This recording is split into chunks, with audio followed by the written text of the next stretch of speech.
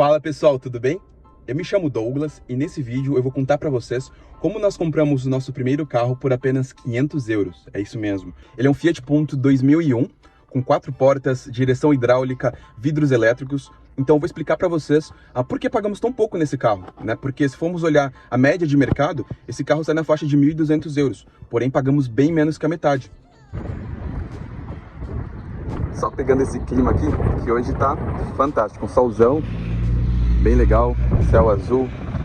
Lembra bastante o Brasil, na região aqui que nós moramos em Lowland, no Algarve. Então sol legal, uma condição de clima bem legal. Então gostamos bastante daqui por conta disso também. Então, clima, cidade bonita, tranquila, cidade muito boa, hein? E aqui tá o carro, como eu havia dito, ele é um Fiat Punto, o ano 2001. Um detalhe interessante sobre as placas de carro aqui na Europa, são bem semelhantes, né, em todos os países.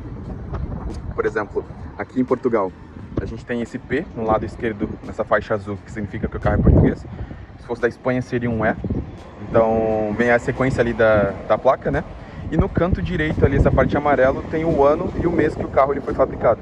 Então, esse carro aqui é de 2001, no mês de outubro, né? Então, é bem legal também identificar. Não são todos os carros que tem nesse modelo de placa, você pode atualizar e tirar o ano e o mês. Mas é bem interessante. Só para um nível de comparação, aqui do lado, este daqui é igual ao meu, tem a sequência dos números, o ano e tal. Já esse daqui não, ele só tem o pezinho de Portugal, mas não tem o ano e o mês da fabricação do carro. Mas vamos lá, esse daqui é o carro que nós compramos por apenas 500 euros, é isso mesmo, 500 euros. Ele é um Fiat que está numa condição externa muito boa. Como vocês podem ver, não tem amassados, não tem riscos no carro, uma condição muito boa. A roda, uma roda de liga leve, preta, então ficou bem legal, o carro todo branco com a roda preta, só o símbolo da Fiat no meio. A condição do pneu também muito boa, não sei se a câmera vai pegar, mas por exemplo, ó, pneu bem pouco gasto, são detalhes ali bem interessantes que nós ficamos de olho. Como disse, a parte externa dele, muito legal. Aqui em Portugal é obrigatório você ter seguro, então, e ele tem que ficar estampado aqui no vidro, tá? Então o seguro anual você tem que ter estampado no carro, se a polícia pega sem, você é multado. E aqui é a inspeção do veículo, né? O veículo, diferente do Brasil, aqui em Portugal você tem que fazer a inspeção anual. Todo ano você precisa levar lá no instituto responsável, né, que faz essa averiguação, essa inspeção, e tem que andar com um selo de inspeção visível também no vidro. No Brasil a inspeção ela só é feita quando ocorre a transferência do veículo, aqui não, todo ano. Então eu acredito que isso é bem interessante porque te ajuda a você comprar um carro com inspeção. Você sabe que a inspeção é anual, então o carro tem que estar todo ano em condições boas, né? Então isso é bem legal. Então vamos lá, a parte externa do carro. Bacana, muito bom, um carro bonito. A única condição aqui atrás dele é que tem esse amassado aqui, mas que é detalhe também, uma coisa bem superficial. Agora vamos aqui para a parte interna do carro.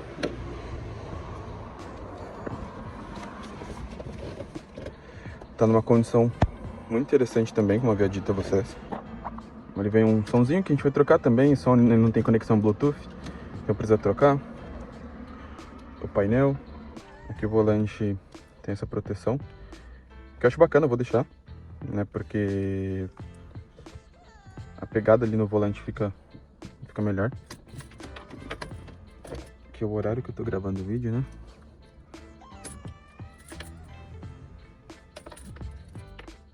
Então, partida do carro.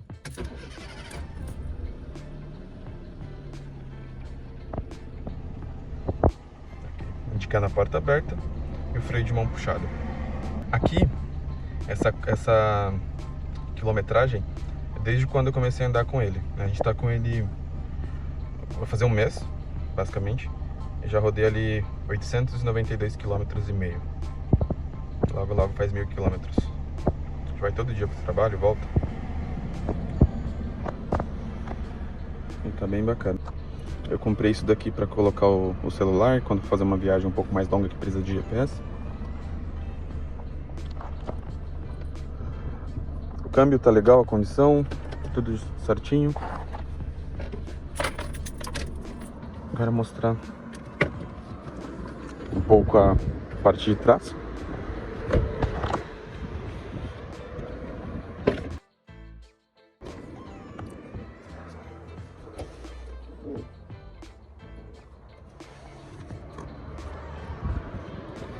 Muito bacana, os bancos numa condição muito boa.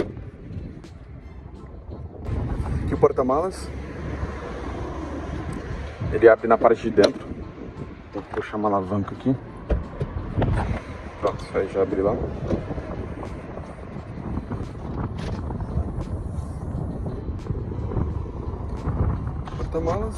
Porta-malas curto, né? O carro, ele é um carro hatch, então ele é curto também. Aqui eu comprei são tapetes. Eu vou trocar os tapetes do carro. Mas no geral ele tá muito bacana.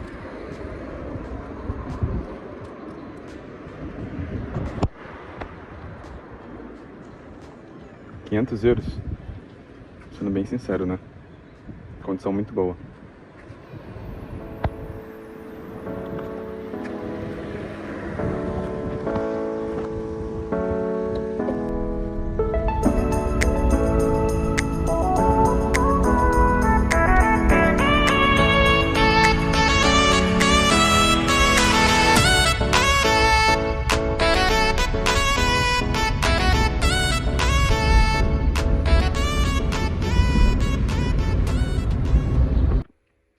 Bom, eu já estou em casa e agora eu vou explicar para vocês todo o processo, como aconteceu, né, como nós adquirimos o carro, onde procuramos e por que pagamos tão pouco, né, referente ao valor médio do carro, como eu havia dito.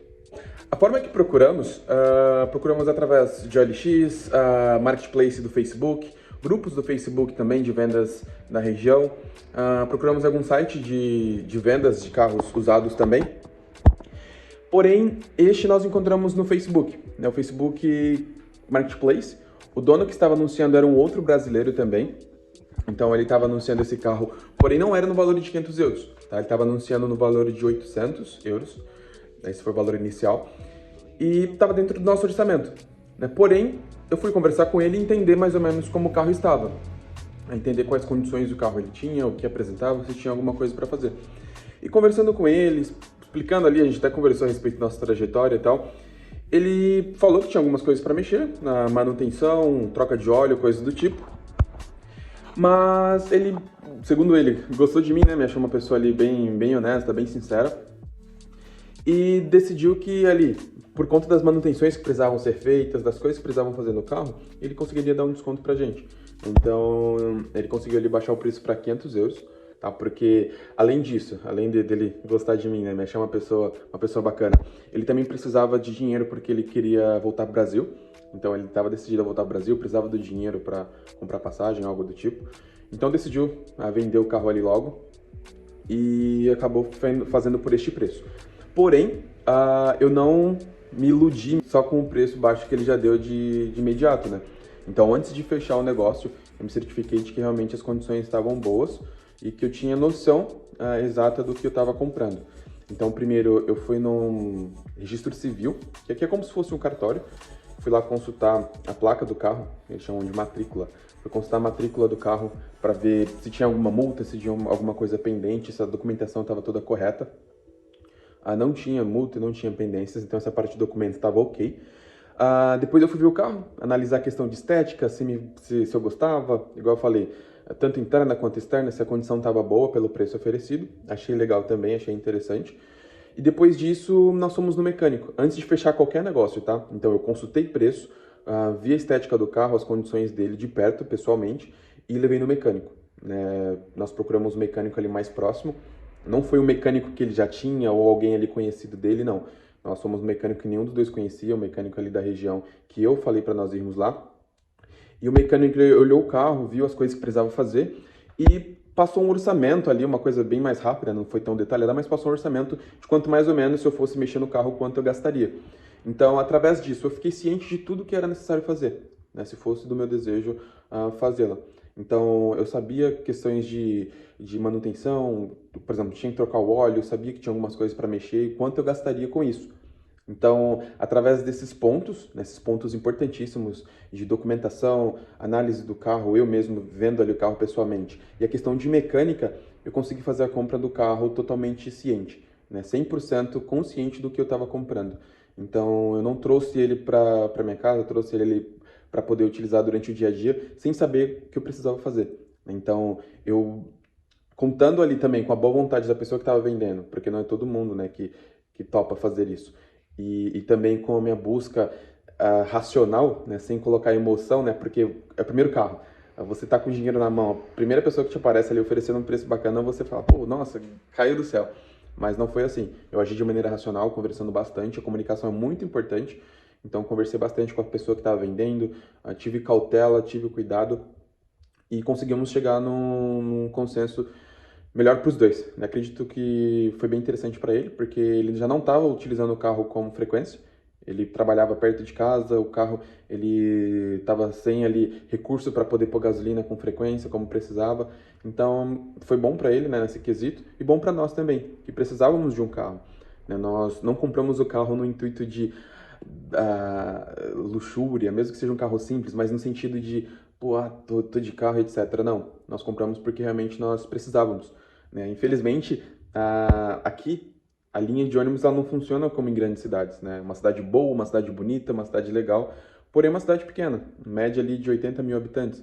Então a linha de ônibus ela não funciona como São Paulo, ou até como Lisboa, Porto, que são grandes cidades.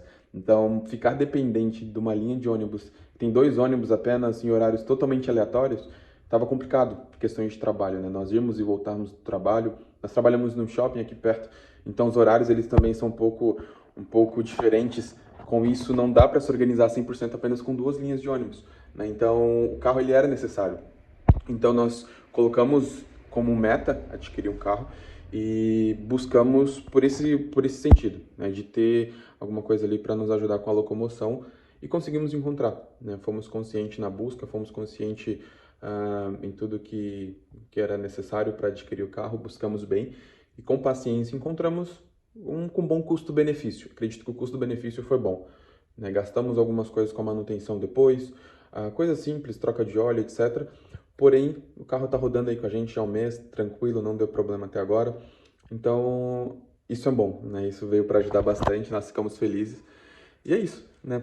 Acredito que caso você queira adquirir um carro, caso você pense em adquirir o carro, que aqui em Portugal os preços são mais acessíveis do que no Brasil, por exemplo, e o carro ele acaba sendo necessário, porque não são todas as cidades que têm, como eu disse, ônibus com frequência. Então, já coloca na sua listinha, né? Está chegando em Portugal agora e vai numa cidade um pouco mais afastada dos grandes centros, como Porto e Lisboa, coloca um carro no orçamento, né? Ele vai ser muito importante no seu dia a dia, na sua locomoção. Então, ferramentas ali para busca você tem, OLX, tem Marketplace do Facebook, tem grupos do Facebook, indicações de amigos, você consegue adquirir um carro, mas sempre com cautela. Analisando todas as questões de documentação, de mecânica, a estética também que é importante. Então, através disso você consegue sim buscar um melhor custo-benefício para você e o que está de acordo com o seu orçamento, que é assim como aconteceu conosco, tá? Mas espero que tenham gostado desse vídeo, né? O vídeo ele veio mais no sentido de mostrar que conseguimos encontrar num preço bacana, mas também conscientizar, né? Acho que a melhor forma que eu encontrei de buscar um carro num país novo, com pessoas que eu não conheço, então essa foi a melhor alternativa que eu tive e gostaria de compartilhar com vocês, espero que seja de grande utilidade. E é isso, muito obrigado por ter assistido até aqui, e logo logo eu vou trazer novos vídeos, com novos temas, com novas abordagens de cotidiano, de uma vida de imigrante, tá? E é isso, gente, valeu, um abraço e tchau, tchau!